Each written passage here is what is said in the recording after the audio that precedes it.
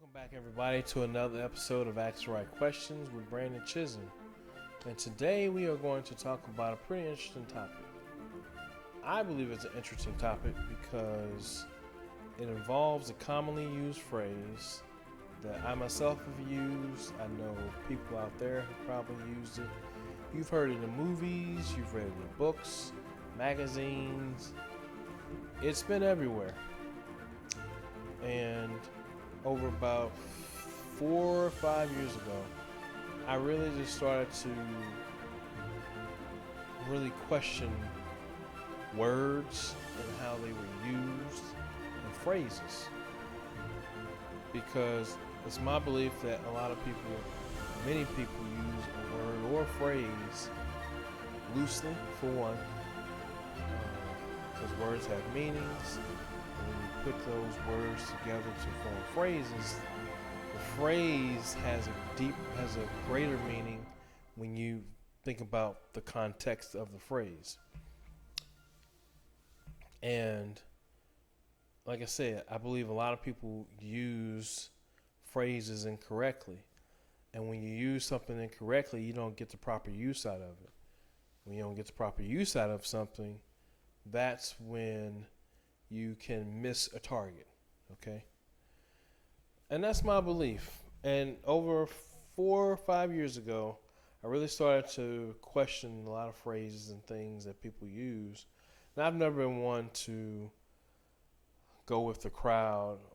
I've always thought to go the opposite way, because I learned early in life that most people are followers, and people tend to go down. People tend to have a herd mentality, so they tend to do what the crowd is doing, and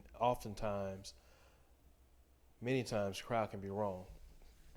So, as I stated, the commonly used phrase, and so I'll get right into it.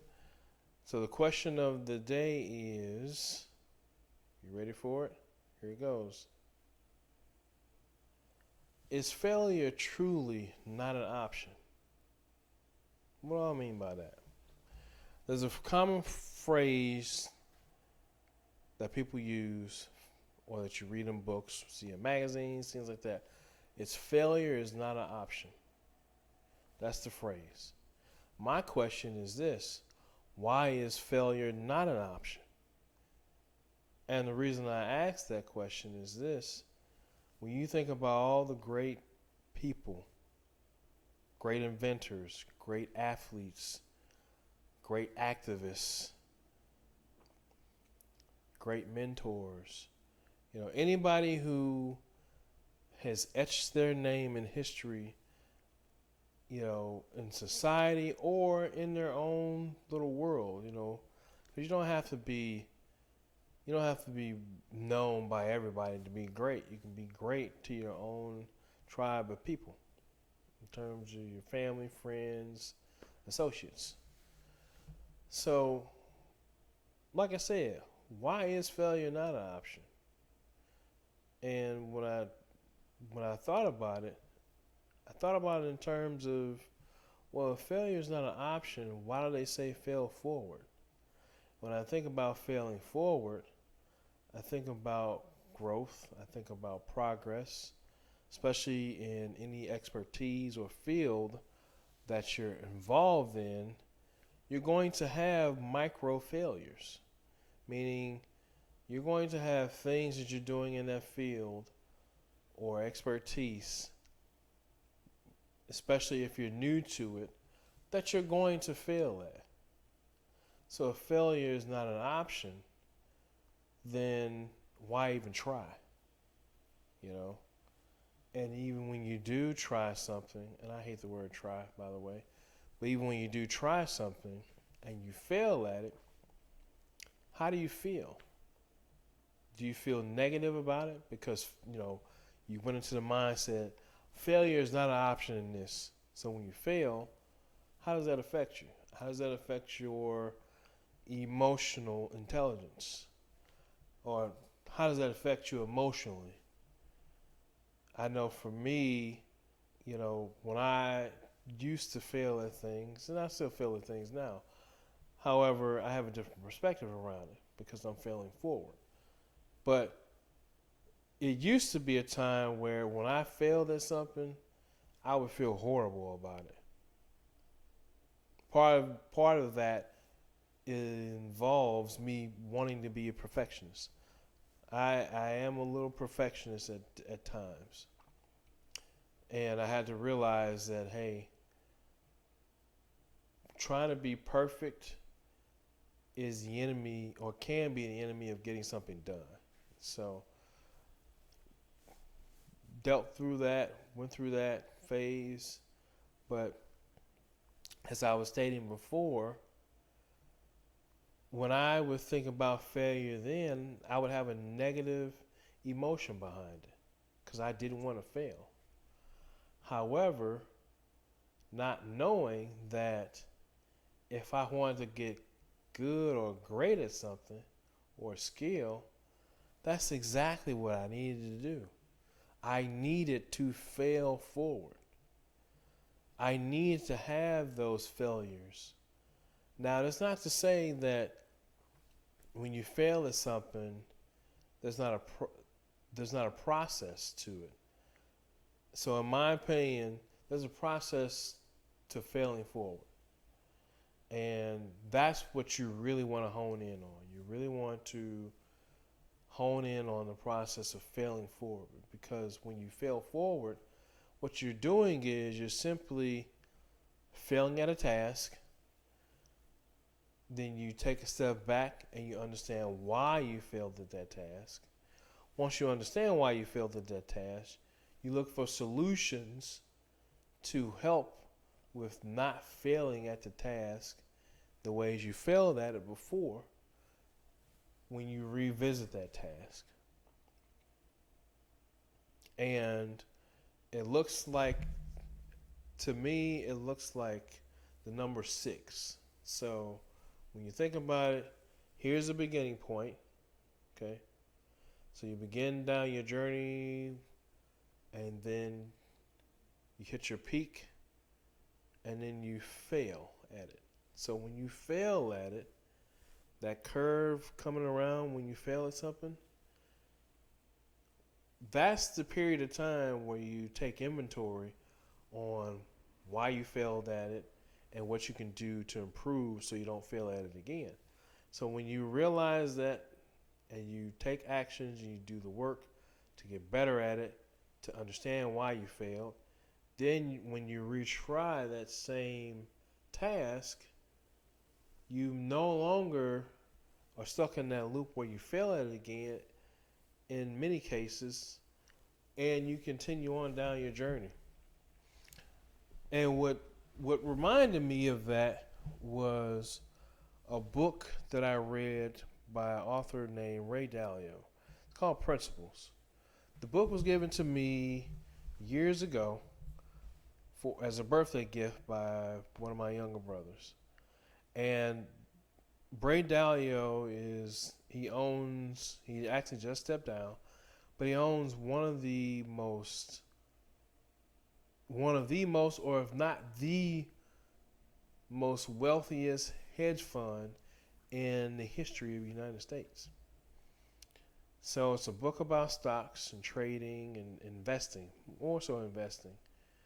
But the book itself was also about not only investing, but how he approached life and his business. And he talked about failure, right? So here is someone who owns the most successful hedge fund in U.S. history, is worth billions of dollars.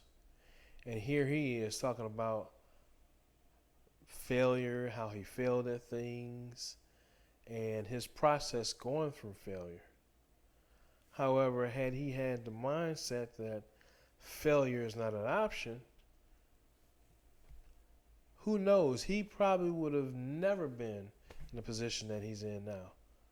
Because as soon as he failed, he would have stopped.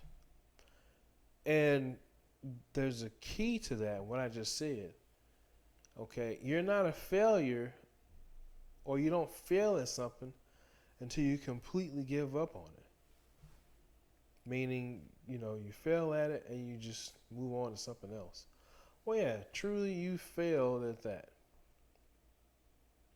However, most things that people have a desire or a passion to do, they continue to do it over and over and over again, and they continue to work on it and fail at it.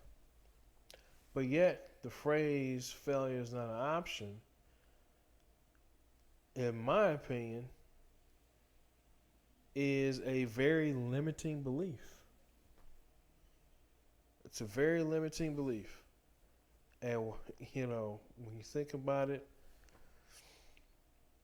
it tells you that there's a glass ceiling. And really, when you think about in life, there is no ceiling. You do or be whoever you want to be. Okay? You can accomplish anything you put your mind to. And, of course, you build up physical attributes to do these things. However, if you do the work, you can do, I would say, almost anything. I'm not going to just say you can do anything, but you can do almost anything. So, I gave you an example of a story, or I gave you a story where I failed at some things. So, most people don't know I enjoy investing and trading in the stock market. So now you know. And a lot of my friends know this. So, when I first started my journey to trading stocks, the very first stock that I bought was back in let's see, when I used to work at, no, I take that back. First stock that I ever bought was right around, I want to say 2003 or so. And I did the research on the company. The stock shot up. All right, nice. I think I made like a couple $100 off the stock. I didn't have much invested into it, but I made money, and that gave me sort of a false sense of accomplishment, because anybody who trades the stock market knows that the market conditions can change in a second. And before you know it, you've had 3 or 4 trades that you've won money on, or that you made money on, and then the next 10 to 12 trades are failing trades. So the market can change. But I bought this stock, it went up. Okay, great. Had a false sense of confidence. Went into the next stock, bought that stock, and I think it went up too. Bought another stock. I thought, okay, I'm gonna double down in this with the earnings that I made from these past 2 stocks, and I'm going to go all in on this one. And what do you know? I lost money on that stock, on that trade. I failed. Okay? I failed at buying a stock and making money off of it. Now, had I had the mindset that failure is not an option, I would have pretty much stopped trading after that. However, I kept going. I kept failing forward. I bought another stock. Okay. Now, when I did, lose money on that third stock, I didn't just blindly go into something else. I wanted to understand why it was that I failed, or why it was that I lost money trading that particular stock. And like I talked about before, the number 6. the process of failing forward. I pretty much had my apex. I failed. I reassessed and understood why I failed. And I came back around and tried it again. And I got to a higher, I got to a higher feat. And that's, you know, that's why when you think about that word failure is an option, or that phrase failure is an option, I thought, who came up with this? Because this is totally wrong. Okay? Growth in life is about failing forward. And if I want to become an expert at something, I have to fail forward. I have to fail at it. Greatest basketball player to ever live, okay? Or could be arguably the greatest basketball player in some people's minds. But Michael Jordan. Michael Jordan, he's got I remember a commercial of his where he talked about how many shots he had put up, how many shots he missed, how many free throws he missed. He had this long list of things that he failed at. But yet, and still, he's considered the greatest, or one of the greatest, basketball players to ever live. And he failed. Again, if he had thought failure is not an option, and when he failed, he probably would have given up. So, like I talked about before when I first started, all these different phrases that we use on a daily basis, without even thinking about them, they're planted in our subconscious mind. And we wonder why we have problems achieving certain goals in life. It's because we have all these, phrases and words and emotion and feelings and energy tied to these things that are deep within us that prevent us from achieving what we want to achieve. So I challenge you, call to action, challenge you to not use that phrase if you've used it before. And, to really think about when you hear the word failure, how does that make you feel? If you have a negative emotion behind it, I want you to change that. Think about it from a positive perspective. Especially if it's something that you have a desire in doing, just think about it from the perspective of, hey, I failed at it. This is awesome. Now I can learn. I can learn more about the thing that I'm trying to achieve. Because when you fail and assess, you learn. That's the learning process. Just like when you were a baby. You crawled, and when you wanted to walk, you got up and walked a few steps and you failed. You fell down and you fell back down. But you got back up. And you did that enough times to where you got the hang of it. You got the hang of walking. So the next time you hear a phrase, or you hear this phrase, failure is not an option, I really want you to think to yourself, you know what? Failure is the only option that I want to have, because I want to fail forward. Now, that doesn't say you be a failure, but you want to fail forward. So that's it. That's today's episode. I really hope you enjoyed it. I hope it challenged your thought process, the way you think about the word failure, the way you think about the phrase.